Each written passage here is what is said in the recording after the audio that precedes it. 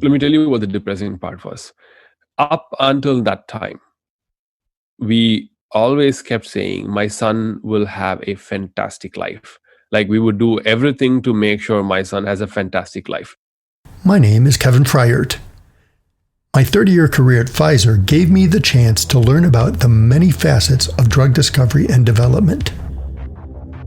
When I retired, I started Salem Oaks to help patients, parents, and caregivers understand the world of biopharmaceutical R&D so that they can be more effective partners and shape the future of medicine. On Raising Rare, we are bringing you the story of a young father whose son has an ultra-rare disorder known as Sedagatian type spondyl metaphyseal dysplasia, or SSMD. Each episode, we will find out what is going on in the life of Sanath and his son Raghav. We will talk about Raghav's growth and development, ongoing and upcoming research, and the challenges and adventures that raising a child with a nearly unknown condition brings. Subscribe to the Raising Rare podcast to hear the story unfold.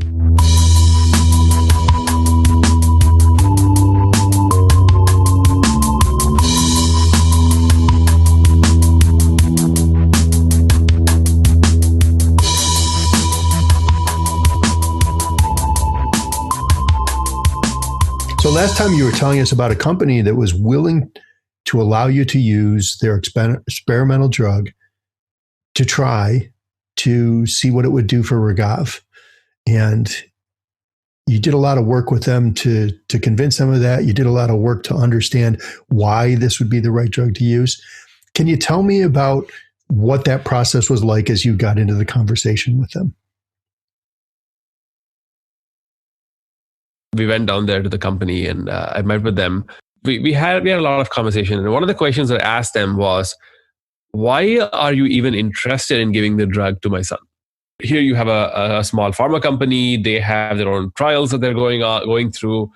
With every person that they add on to their cohorts, with every person that takes their drug, there is a potential risk of something unrelated to the drug happening, an adverse event. That's what they call it. And the adverse event could potentially, slow down their paths to going to FDA to get to the drug approved. And it's a big risk to the company because it takes a lot of money and effort and time to convince the FDA that the adverse event was unrelated to the drug. And so I asked them what motivated them to give the drug, and they said it was me. It was just me. Like they were motivated because I was motivated. And I asked them for it, and I convinced them that this is worth it, and they're supposed to give the drug to us. And so that was a good sort of a reaffirmation of the kind of activities that I'd been doing and the way I'd been organizing things and the way we had been approaching the problem in general. After they said yes to give the drug, then the process is someone needs to write a paperwork to FDA. So it's a document, it's a letter that you write to the FDA to say, this drug is in theory known to work for this condition, for this gene. And that's called the expanded access petition. So it's a very, very simple form. It's actually a one-page form that you fill out. But the appendix to the form, you explain the science behind it. You explain the craziness of the disease and how debilitating it is. You explain how safe the medication is. And you explain why you think, according to the literature, the medication would help this disease.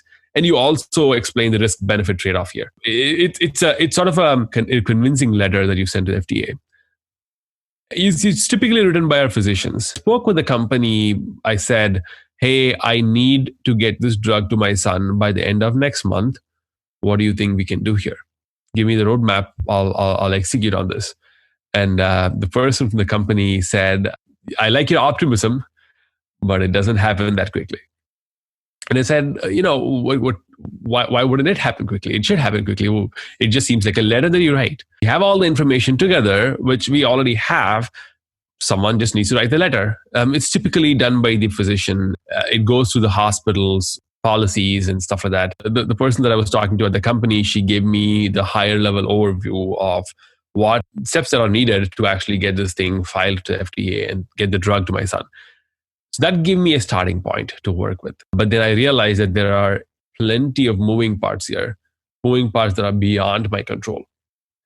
And one of the key moving parts there was this letter itself. Like my physician has to spend, I don't know, 10, 20 hours of his time writing this letter, reading about the literature, reading about the disease, reading about the drug. All physicians are busy, and my physician is no exception to this. And they don't get paid to do any of this work. They don't get a week off so you can go write Raghav's IND right now.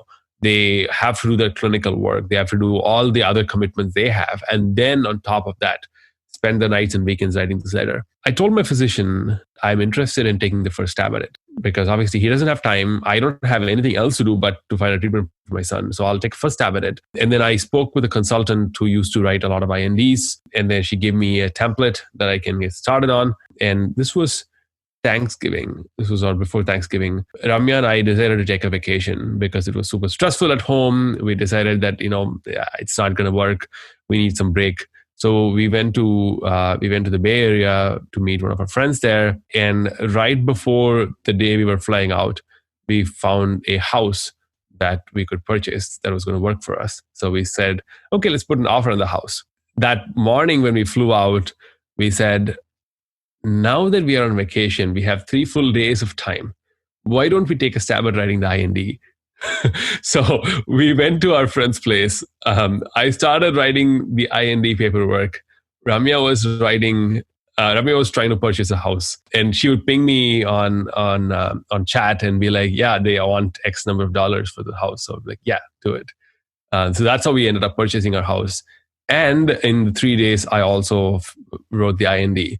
It was one of the most depressing things I've ever done in my life, is writing that IND paperwork. I can imagine it was depressing. I can feel for you, having actually done that in my career, writing INDs. It's very dry. It's very scientific and clinical. It's not like your heart's out there on it, but it's also, it's so much information that you need to pull together. None of those were depressing. Let me tell you what the depressing part was. Up until that time, we always kept saying, my son will have a fantastic life. Like we would do everything to make sure my son has a fantastic life. Now in this paperwork, I am writing in plain English with my own hands that my son is going to die and give me a medication for my son. My 3 days of vacation went this way.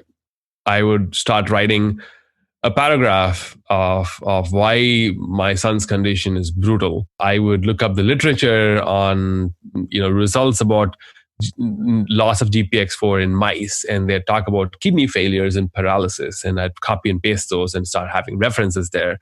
And I would write a little bit more about how the drug could help, and I have to go back and write more about how my son's condition is bad. I would write a paragraph. I would sit on the desk, close my eyes and take 10 minutes of a break. And then I start writing again. And it is the most depressing thing I've ever done. But now I've gotten numb to the fact that I can write INDs, so I can write INDs all day long. But I told other rare disease communities that, hey, if you ever want to write your own IND, I know how to write it. I can help you do it. But it's really depressing. But at the end of the day, if I have to do that to find a treatment for my son, I'll do it. The stark reality that you just talked about is striking, to actually have to write that. And you can see why it's hard for someone that's this close to do that. And the fact that you're willing to help others because you can be just one little step away from it, I think is fantastic. Where does that lie right now? It's still in the paperwork stage. We are hoping to get it through in the next couple of weeks. What I did not anticipate was how long the administrative side of things would take. So we haven't sent it to the FDA yet, but along the way, you have to get your hospital or your academic institution to buy into what is called a research study. So even though they are technically treating my son with a drug, but it's a drug that's not approved. So a doctor in their power cannot write a prescription for this drug. So it's technically a research study, and my son is a research subject. Back in the day after World War II, I think, when the Germans did a lot of bad things to test things on humans, there was a huge uprising, and they created the system called the Institutional Review Board. Now you know why I don't like the word board. So they created a system called the Institutional Review Board. It's a great system which protects humans' interest and makes sure anything that is done on a human that is not approved by the FDA has to go through a ton of process and oversight. So you would submit a protocol and say, here's how I plan to work with this drug on this kid. Is what's called a consent form that the parents would sign and agree to and understand what's going on. And the hospital or the academic institution's IRB is supposed to review these things and say yes. So it took us a long time, and you could talk to everybody and they'll tell IRBs take long times to execute on and to approve these things, because I mean, they should be, right? They shouldn't be approving paperwork like this all day long, because it's affecting humans, and a mistake there could be catastrophic. It could stall the whole system down. So they are doing their job right, but I did not anticipate how long this would take. So after I wrote the IND, we reviewed that with a physician. So now we are in a shape that we can actually file for. We can actually send it to the FDA for approval.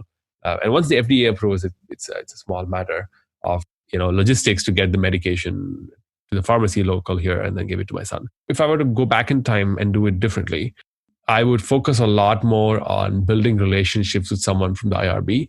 So I understand the process, I understand the holdout. So we don't go back and forth on silly things. So we submit the paperwork, and it goes into the queue, they get it processed, and it comes out approved. And that would have saved a couple of months. IRBs have only a few actions they can take. They can say, yes, you're approved, go forward. No, you're not approved, or we'd like some modifications. And the modifications are the things that take the time to go back and forth on, because that's an answer that says, yes, we want to help you do this, but there's some things we have some concerns about. So it is a process that I don't think many people see. They don't quite understand how that could be, but you explain the history of it. This goes all the way back to the Holocaust, and actually IRBs are a critical part of the way we do medical research, but all sorts of research, anything on a human subject, to ensure that it's being done ethically, that the benefit risk it's the right balance, so that there is a benefit to be seen for the risk. And they'll try to minimize the risk wherever they can. I'm really interested to know if you've talked to anybody at the FDA, letting them know this is coming, or having your small biotech company have their regulatory affairs people sort of pave the way and say, we've got something coming here. We would like a quicker turnaround if we could get it than the typical 30 days. We have not. We could. But from what I gather from other people, FDA typically turns it around in a few days. They've usually done it faster than 30 days, is what I hear.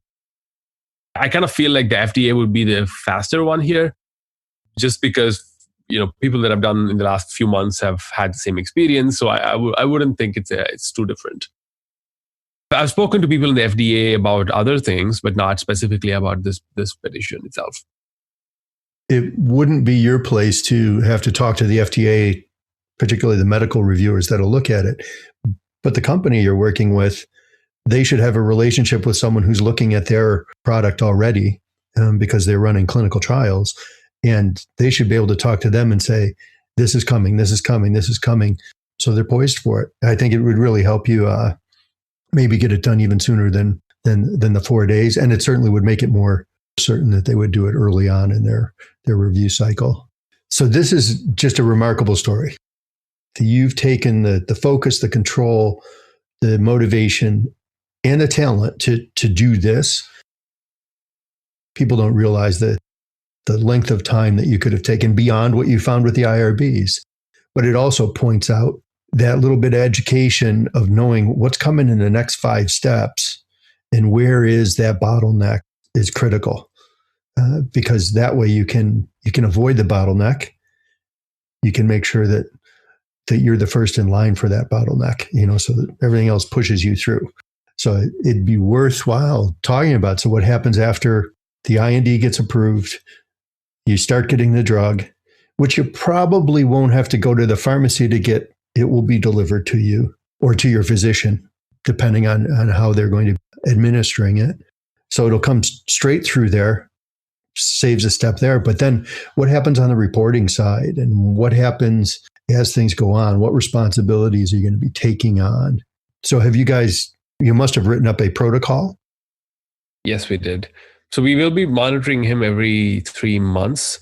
And there's a whole panel of blood work. I don't think we're doing MRIs, but we might be doing X-rays. There's a whole panel of tests that we will be doing on him every 3 months to see the progress that he's making, and also make sure there's no, regression in any of the vitals there. We'll keep a close eye on that. I think it's going to be a fascinating story to say after we start on the experimental drug.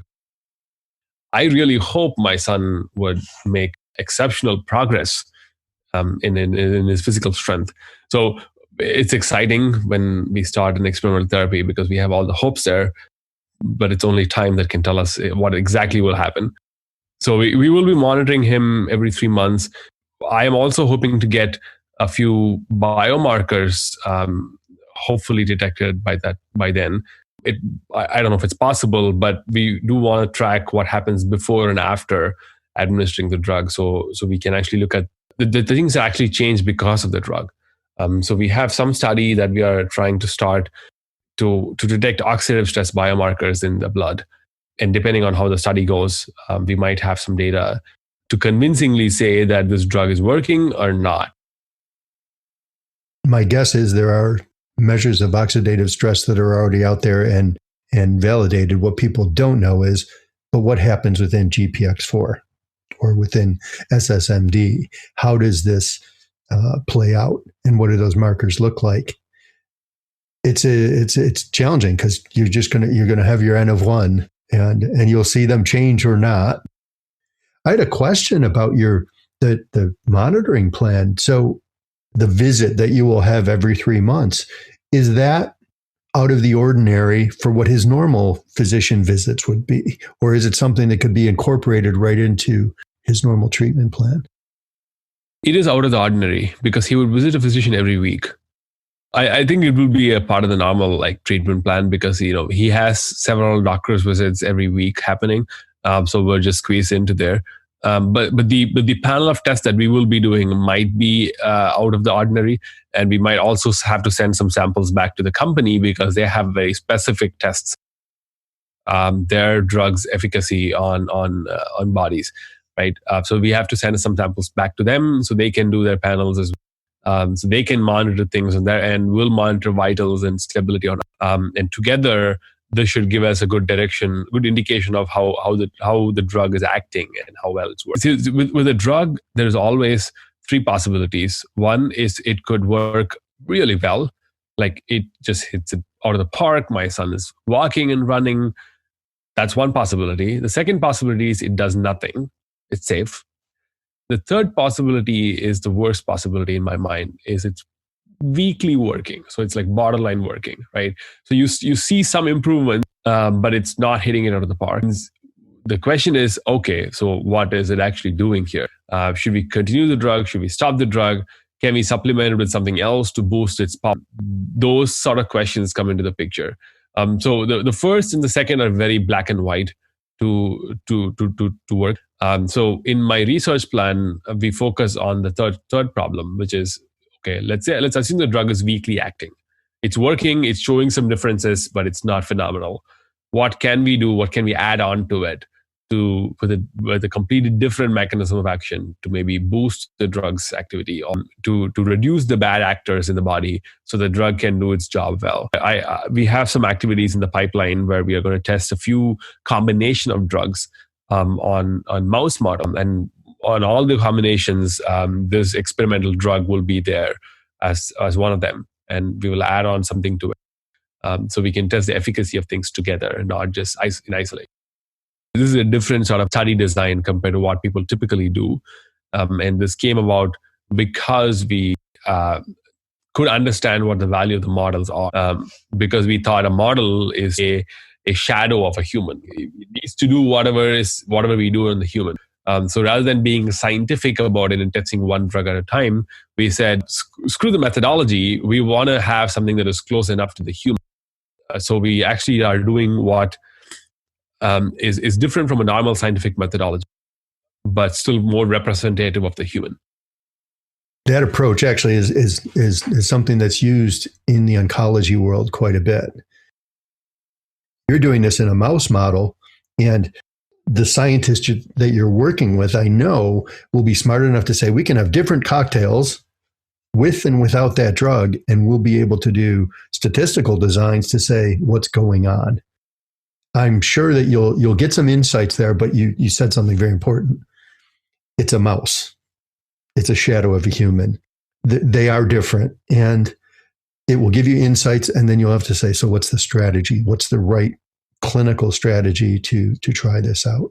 Which leads me to a whole different line of discussion that we don't have for today, but doing what you do and what your background is, have you looked into AI methods for understanding the research on those various things that may come up with insights before you do the experiment? So AI or any computer technique is good at analyzing data. So once you have the data, it's really good at analyzing data, right? So you need to give it some data to analyze. And what people typically do is, they look at the internet and say, oh yeah, there's so much literature, there's so much data, let's go mine the literature, let's go mine the data and find insights out of it. But AI or machine learning can only draw patterns from the data you provide. So if there is a bias in the data or if there's a hole in the data, it cannot patch it. And it can certainly not find new information that is not there in the existing data. So when we talk about using AI or machine learning or any sort of computational techniques, the first thing we should talk about is what the data is. In my case, there is a lot of literature, and I used a machine that's more powerful than a computer, which is a human, mine the literature and identify 36 drugs that we could repurpose. And the machine can find probably hundreds of these drugs, but there's no point in them. It cannot tell me what's going to happen with a combination of two drugs. It cannot, because the data doesn't exist. It cannot find it out. So for my purposes, for the majority of the work that I'm doing, the data does not exist. So a computational technique is not going to work. If you'd like to follow Raghav's story, please subscribe to Raising Rare.